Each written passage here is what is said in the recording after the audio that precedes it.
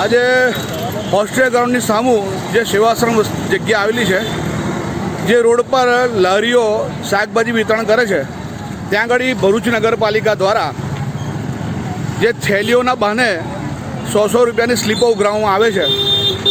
આ વસ્તુ પહેલાં બી થઈ ચૂકેલી છે. આ લોકોનો કોઈ પણ જાતનો કચરો અહીંયા દેખાતો નથી. તમારી સામું જ છે. જો થેલીઓ બંધ કરાવવા માટે તમે કંઈ લારીઓ પર આવો છો તો અહીંયાથી 50 મીટર દૂર પર થેલીઓની દુકાન આવેલી છે. તો એ દુકાન પર કેમ તમે લોકો રેડ નથી પાડતા?